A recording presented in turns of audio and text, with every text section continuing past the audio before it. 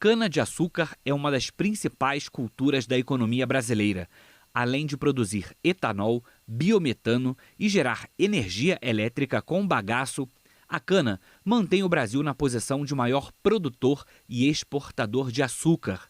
Essa vocação iniciou no século XVI com a introdução do seu cultivo no Brasil pelos portugueses. A cana-de-açúcar deixou os jardins da Península Ibérica e da Ilha da Madeira para os campos ensolarados do Brasil tropical. Passar de jardim para grandes campos abertos exigiu muita inovação por parte dos lusitanos. Desde os primeiros plantios litorâneos em São Vicente, em São Paulo, e em Olinda, em Pernambuco, no século XVI, a cana-de-açúcar não cessou de expandir-se. Entre as principais mudanças recentes do setor, destacam-se a mecanização da colheita, as fusões e incorporações, a modernização da indústria açucareira, os programas de financiamento de entre-safra e o estímulo à criação de cooperativas de produtores, entre outros. Aos poucos, o estado de São Paulo assumiu a liderança da produção canavieira. Grandes unidades foram instaladas nas regiões de Piracicaba e Ribeirão Preto a partir da segunda metade do século XX. Para falar sobre a evolução da produção e dos produtos gerados pela cana-de-açúcar, o pesquisador Evaristo de Miranda conversa com o empresário Maurílio Biagi Filho.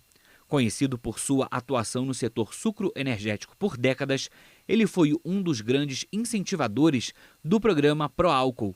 Em 1981, foi eleito o empresário do ano pela Fiesp. Em 1994, a Fiesp concedeu-lhe o prêmio Top do Agrobusiness.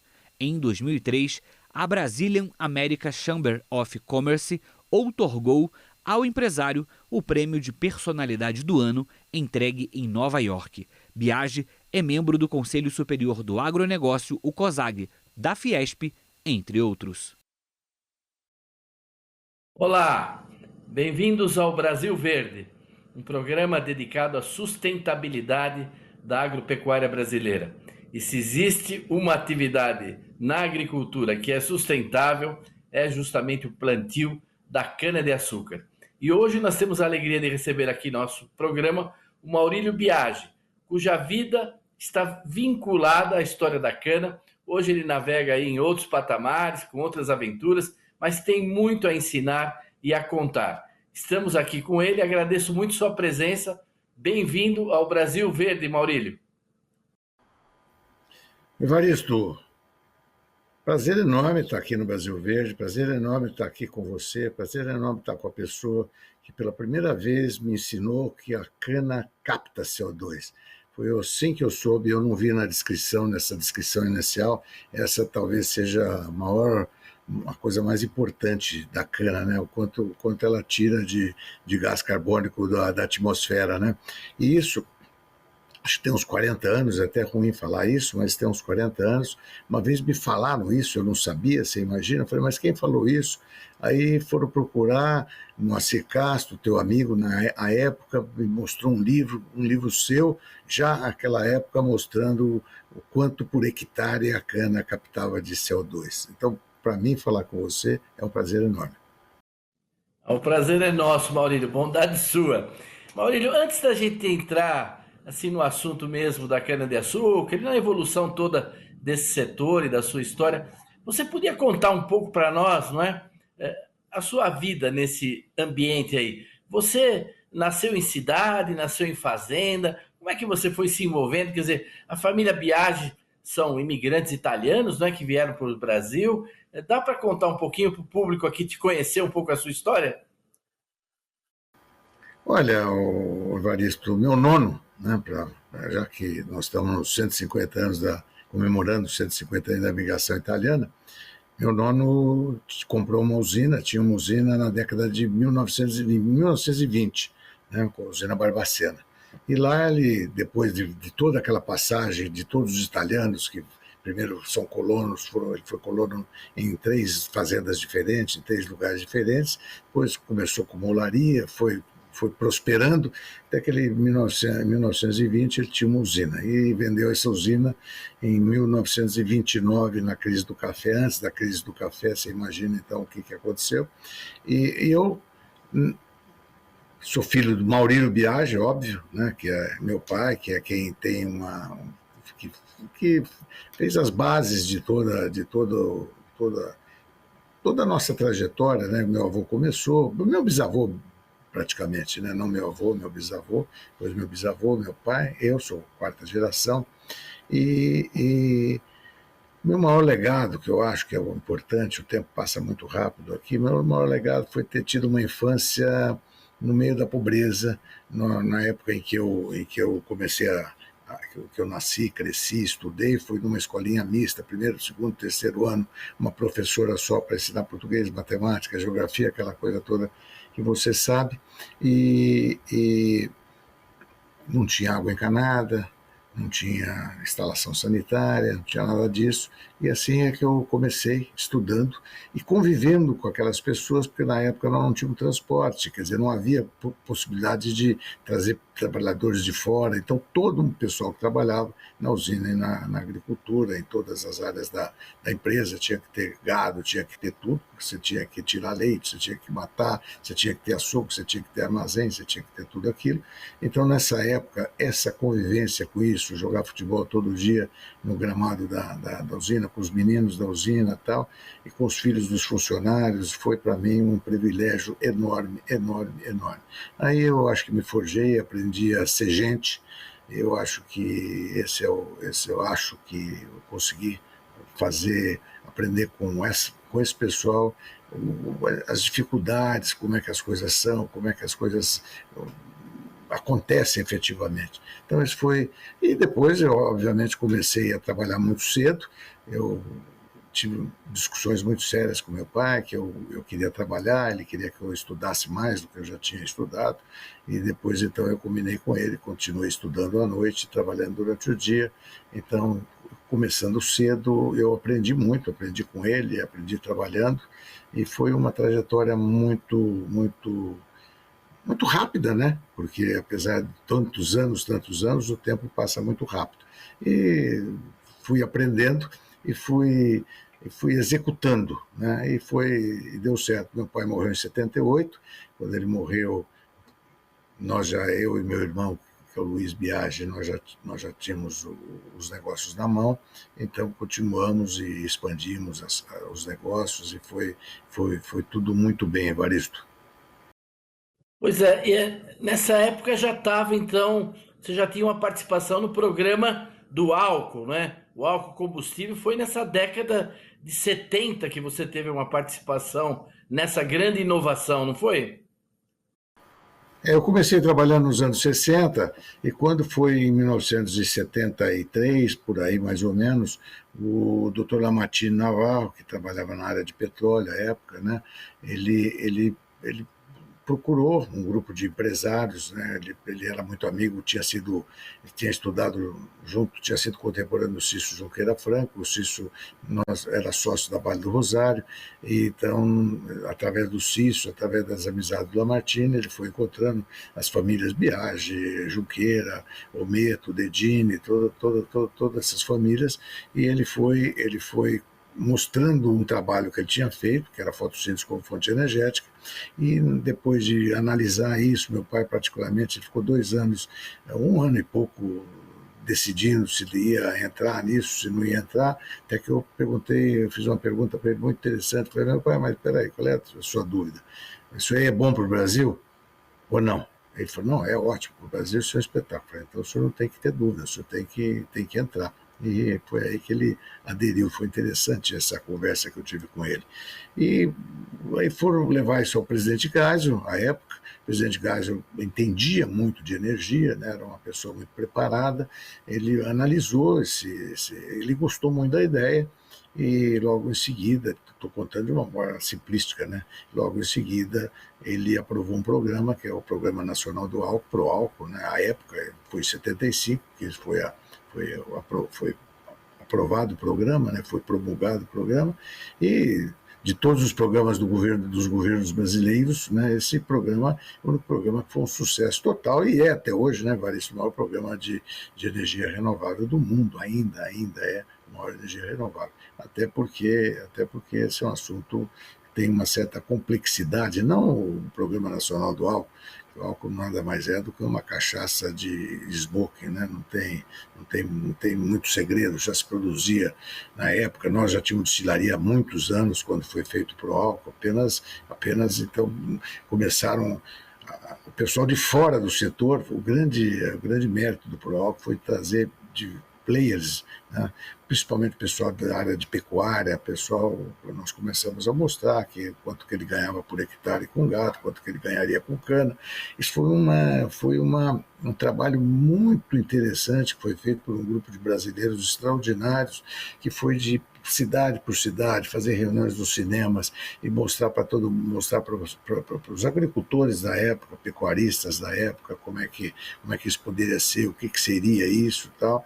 E foi um momento que me traz uma recordação muito boa, porque é tanta gente que participou disso, tanta gente excelente, tanta gente que eram efetivamente brasileiros, porque isso criou uma comoção, Evaristo, criou uma comoção, não sei se você se lembra disso, criou uma comoção, porque as pessoas começaram a enxergar que com a crise do petróleo, então houve todo aquele posto fechado aos fins de semana, um certo racionamento, o mundo inteiro passando por uma situação. Foi a primeira vez que se fez um cartel de um produto, um gênero de primeira necessidade, vamos chamar assim, que era o petróleo, formando um cartel, tanto racionando, ou tanto diminuindo, controlando, vamos dizer assim, a produção, né, que até então isso nunca tinha acontecido, como controlando o preço, né, passou de $1, que era, o petróleo chegou a ser vendido a 50 centavos de dólar o barril. Depois, na época que aconteceu tudo isso, ele já estava $2, me parece, e ele foi para 10, né, em seguida, depois do que está hoje, basicamente, né? Aos poucos, né? 15, 20, 30, 40, 50, e foi embora. Então, isso aí causou um trauma no mundo, né? Foi traumático, não foi no Brasil, foi no mundo. E o Brasil foi um país que realmente trouxe uma solução acabou com uma solução feita aqui no Brasil, tanto é que o mundo ficou espantado, né, Evaristo? Todos os ministros, todos os secretários, todo o pessoal envolvido em energia do mundo teve aqui no Brasil, e teve especificamente aqui nessa nossa região, porque eles não acreditavam, veio o que acontecia, o que não acontecia, quantos presidentes de indústria automobilística. Eu até tenho um caso como do Silvano Valentino, que era presidente da Fiat à época. Ele veio aqui, veio desconfiado, olhando, querendo saber o que era o álcool, como é que ia ser isso, como é que não era.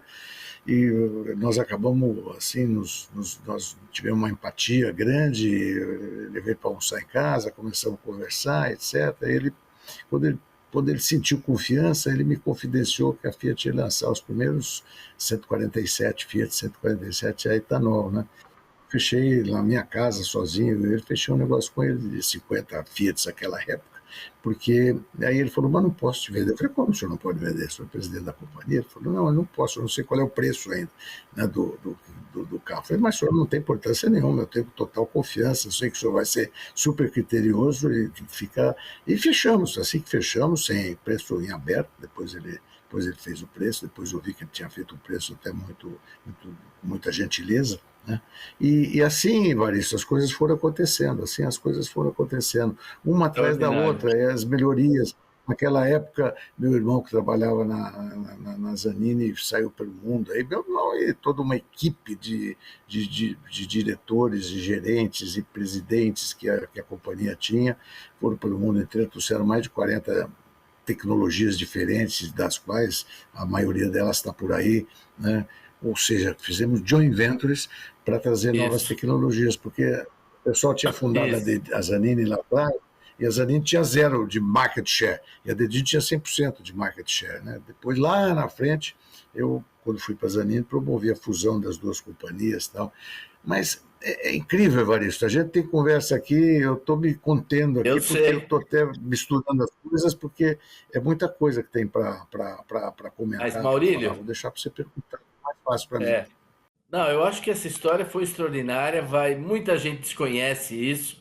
Nós vamos fazer um pequeno intervalo, que nós estamos já no meio do programa, e vamos voltar para a segunda parte, onde você pode continuar essa história e pode falar dos desenvolvimentos recentes, não é? Que você promoveu, enfim, aquilo que você achar importante nessa história. Vamos chegar nos dias de hoje, porque nos dias de hoje nós temos muita novidade acontecendo e realmente é uma energia do futuro. Um minutinho e a gente volta já com Maurílio Biagi.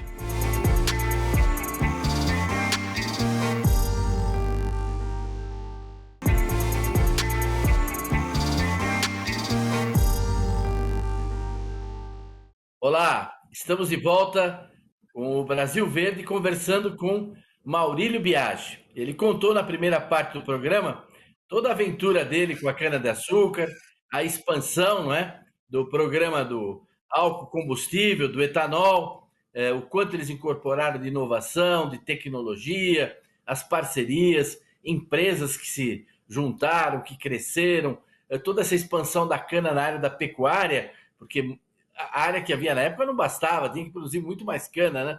E hoje nós temos aí no Brasil uma superfície significativa de cana-de-açúcar, praticamente 1% do nosso território, quase 1% do nosso território cultivado com cana, cada vez mais tecnológica, cada vez mais eficiente, porque agora a cana, não é, Maurílio? Você participou disso também, além de produzir etanol e produzir açúcar, produz energia, faz cogeração e até outros produtos. Você pode falar um pouco desses tempos mais recentes da cana, da sua participação nisso? O que você acha de significativo nisso tudo?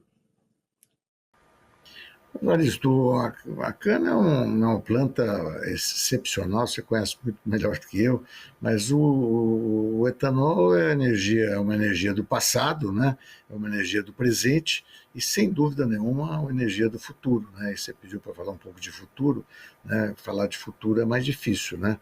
Falar de passado é muito mais fácil, né? Mas hoje nós estamos já numa posição que é uma questão agora de produção, né?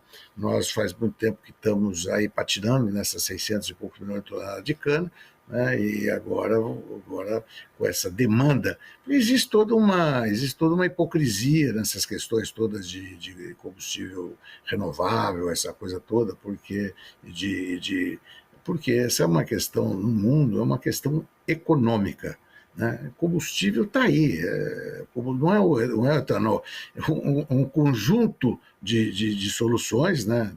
Solar, eólica e por aí vai, né? Que é uma questão de econômica, preço. Né? Por que é que só 30%, hoje já chegou a 30%, era menos de 30% das pessoas que têm carro flex usam gasolina? Por falta de conhecimento, por falta de terem sido comunicados, de comunicação do setor, etc, etc. Porque se todo mundo hoje usasse etanol em vez de gasolina, já haveria uma mudança grande nessa coisa. Então, a coisa está aí, está facinho, né? Está facinho. É mostrar o que é importante isso. Agora, você tem uma limitação que não tem nada que concorra com o petróleo. Tanto é que desde que nós começamos essa conversa toda, a conversa que eu já estou terminando meus dias aqui e a conversa continua mais ou menos a mesma, né? Nós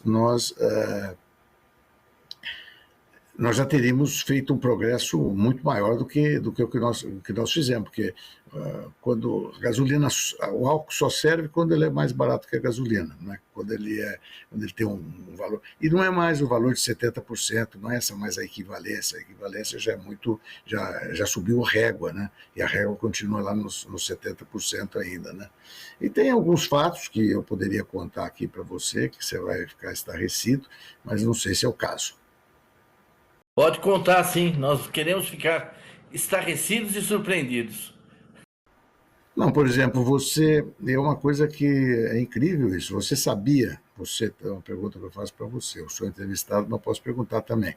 Em 1989, nós tínhamos 98,7% da produção de carros eram motores a álcool. Naquela época não havia etanol, tinha álcool. E de repente, os principais executivos, os diretores das duas empresas, das duas entidades mais fortes do setor, foram convidados para ir lá na Petrobras. A Petrobras expôs para eles que estavam com problema de craqueamento e tal, e que, ou seja, o que é craqueamento? É quanto você faz de diesel, quanto você faz de gasolina no processamento do petróleo, além de todos os outros subprodutos, né? E eles disseram que não podiam mudar, nós mostramos para eles que podia mudar, porque nós éramos sócios da Foster Wheeler, a Foster Wheeler era a nossa sócia, e nós tínhamos tínhamos feito do Duque de Caxias e Paulínia a chave na mão, então nós sabíamos e perguntamos, eles disseram que podia, nós fomos ao governo, mostramos que podia, e teve que ir, mudou o craqueamento. Antes disso acontecer, o DNC, ao distribuir, porque a gente produzia em 12 meses, né, para vender, produzia em 6 meses para vender em 12 meses. Aí o DNC fez uma distribuição de etanol que era metade do que se usava, então faltou etanol em 1989. Isso aí quebrou a espinha dorsal do programa, voltou tudo para trás, de 98,987% que se produzia de carro de motores a álcool, isso foi caindo até zero em pouquíssimos anos, que houve então aquele excedente enorme de álcool, né, que nós tivemos uma crise muito, muito grande no setor. E nós tínhamos só aqui na região de Ribeirão Preto 300 milhões de litros de etanol nos tanques das usinas, algum álcool já faturado e já pago pelas distribuidoras e que não foram usados. A única pessoa que denunciou isso e saiu na primeira página da Folha e no primeiro caderno e tal, é esse aqui que está falando com você agora. Foi muito interessante isso, porque, na verdade, até hoje, até os próprios produtores acham que houve realmente uma falta. Faltou realmente para o consumidor, mas tinha realmente nos estoques das usinas, todas tinham, e, por exemplo, nós naquela época foi um ano que a gente até começou a safra antes. Mas o que é assustador é que o produtor não tinha percebido ainda que se continuasse com aquela proporção, a produção não ia ser suficiente. Né? Não ia ser suficiente. Então, hoje, a gente precisa ter isso muito em mente. O passado só serve para mostrar caminhos para o futuro, né? Então, é muito importante que esses fatos sejam conhecidos para que possam nortear o nosso caminho.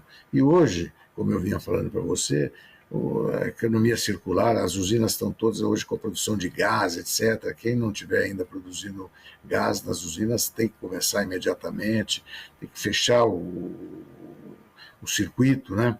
E isso já está acontecendo. Você falou de energia e tal. Em 1990 e pouco, nós fizemos o primeiro trade de energia, vendemos energia produzida aqui em Ribeirão Preto para uma empresa aí em São Paulo, levado alugando as linhas da CPFL, as linhas da outra empresa lá em São Paulo, que eu nem lembro qual era agora mais, que era distribuidora e tal. Eletropaulo? Então, não era Eletropaulo, era antes da Eletropaulo.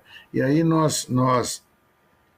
a autogeração a gente tem desde 1970 e 50 e 60, vai. Desde aos 60, depois cogeração, a gente sempre fez mistura, quando chegava caminhão de gasolina para jogar no tanque da usina, despejava a gasolina antes do pró-álcool, ia lá no tanque e pegava 30% a mais, o valor correspondente a 30% do volume que despejou no tanque, levava lá e despejava no tanque, né? Já se fazia tudo isso. Então, essas coisas a gente fez muito precocemente, né? Muito precocemente. Eu me lembro quando o general Osiel, que era o presidente do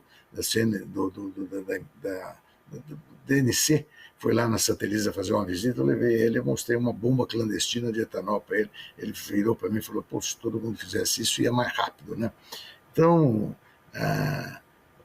onde nós chegamos hoje, mas quando você começou no Embrapa, quando eu comecei a trabalhar, não tinha uma variedade de cana brasileira ou nacional.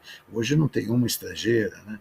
Então, você pega onde o consumo de vapor, enfim, o progresso tecnológico que nós fizemos nesse período, ele é gigantesco, né? É uma coisa só quem viu, porque quem entra hoje está vendo e não tem essa referência, mas eu posso afiançar que o que eu vejo hoje é realmente todo mundo evoluiu, novas gerações tocando os negócios e o milho, a entrada do milho agora é importantíssima, né? As outras fontes que a gente pode ter de produção. Então, o Brasil, Evaristo, você que fez os melhores e os maiores trabalhos na Embrapa, né? Mostrando isso, né? Quer dizer, o conjunto da obra no Brasil não era para gente, era para a gente ser muito mais protagonista do que nós somos, né? E eu não vejo um protagonismo, eu não vejo. E para encerrar, nosso tempo deve estar terminando, agora nós temos uma oportunidade extraordinária, que é todos esses programas, e nem para nominar isso aqui, toma o resto que nós temos andando e temos funcionando, mérito das pessoas que estão hoje gerindo o setor, estão fazendo um trabalho maravilhoso. E nós temos uma oportunidade hoje fantástica de efetivamente elevar esse nosso patamar para aquele um milhão de toneladas de 1 bilhão de toneladas, nós estamos em 600 e poucos milhões de toneladas de cana, que é uma meta já antiga, que agora, isso com milho e tal, as áreas vão ser tão grande quanto, mas o Brasil tem condições de fazer e o mundo precisa disso, né? Agora, precisa equacionar, fazer mais ou menos, como no começo do programa eu falei, você criar um orgulho nacional.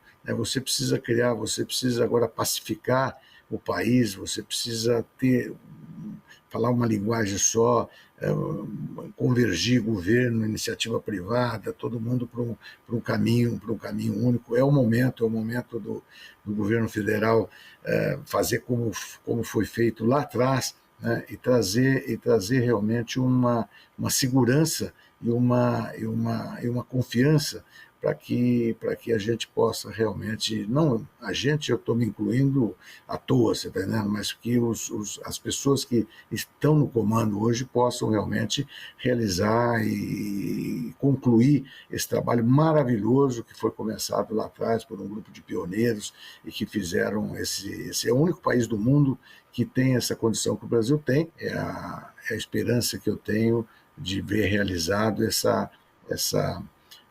o Brasil poder entregar, já entregou, o que está aí já é uma maravilha, mas realmente a gente pode dobrar isso que está aí com muita segurança. Maurílio, eu queria agradecer muito a sua participação. Acho que essa sua colocação final foi excelente, não é? Nós precisamos nos unir, precisamos de uma pacificação, né? De paz na terra pelos homens de boa vontade, né? Pelos homens de boa vontade, né? E com esses grandes objetivos, né? Isso é interesse nacional, não é partidário, não é nada nem de governo, é o interesse do Não, nada país, disso, nada né? disso. Enorme, né? Olha, muito obrigado por sua participação. Eu agradeço também a audiência de todos que nos acompanharam aqui e quero convidar vocês a estarem conosco de novo na semana que vem, aqui para mais um Brasil Verde. Até lá!